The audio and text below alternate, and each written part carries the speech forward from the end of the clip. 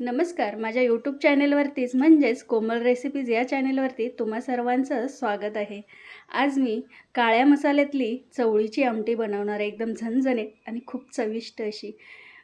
तुम्हाला अशा साध्या सोप्या रेसिपी हवी असतील तर नक्की लाईक करा, शेअर करा. सबस्क्राईब केलं नसेल तर माझ्या चॅनेलला सबस्क्राईब करा. चला तर ह्या काळ्या मसाल्यातल्या आमटीची रेसिपी बघूयात. खूप सोपी आणि साधी आहे.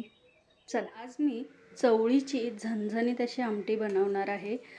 चवळी मी रात्री भिजत घातली होती आणि सकाळी कुकरला 5 शिट्ट्यांमध्ये शिजवून घेतली. खूप छान शिजली आहे. शिजताना चवळीमध्ये थोडंसं मीठ घालायचं. कुठल्याही कडधान्यात ज्यावेळेस तुम्ही शिजायला घालाल त्यावेळेस थोडंसं मीठ घालायचं, म्हणजे कडधान्याला टेस्ट छान येते. इथे मी जाळीवरती छान असं खोबरं भाजून घेते. तेल न घालता मी सगळा मसाला भाजणार आहे. खोबरं चांगलं भाजलं गेलंय.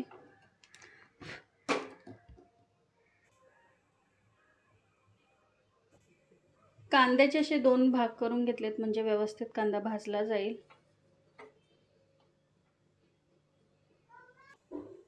कांदा सुद्धा खूप छान भाजला गेलाय.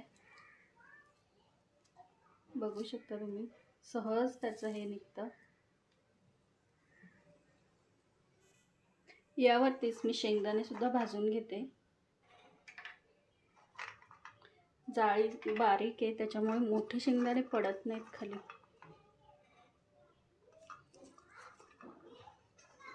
ही आमटी खूप छान होते, खूप टेस्टी होते. ही अशी जाळी मार्केटमध्ये सहज उपलब्ध असते. शेंगदाणे सुद्धा भाजले. खूप छान मसाला भाजतो ह्या जाळीवरती.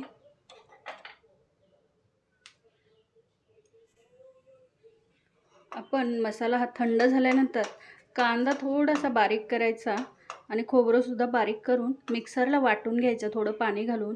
त्याचबरोबर मी 2 तिखट मिरच्या घेतल्यात. खूप छान आमटी होते ही. मी ते 2 पळी तेल घालून घेते. तेल तापलं की त्यात कढीपत्ता घालून घ्यायचा. कढीपत्ता तडतडला की त्यात मसाले घालून घ्यायचे. घरचा मसाला,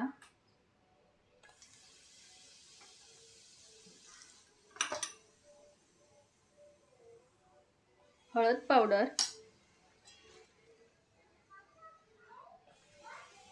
अर्धा चमचा धना पावडर घालून घेतली आहे.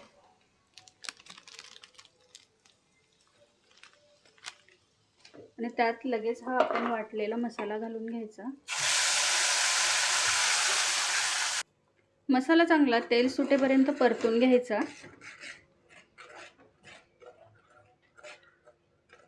मसाल्याचाच वास एवढा छान येतोय. मसाला छान परतला गेलाय. आता यात हे शिजलेले चवळी शिजलेली आहे. फक्त एक उकळी काढून घ्यायची. आमटी किती पातळ पाहिजे त्याप्रमाणे तुम्ही पाणी घालून घ्यायचं.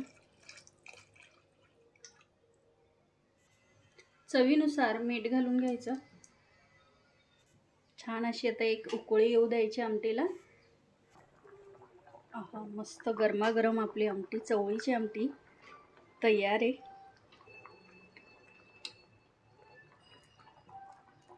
झणझणीत काळ्या मसाल्यातली चवळीची आमटी तयार आहे. तुम्हाला जर ह्या चवळीच्या आमटीची रेसिपी जर आवडली असेल तर नक्की लाईक करा, शेअर करा. सबस्क्राईब केलं नसेल चॅनलला तर सबस्क्राईब करा. अशा साध्या सोप्या रेसिपींसाठी नक्कीच लाईक करून ठेवा.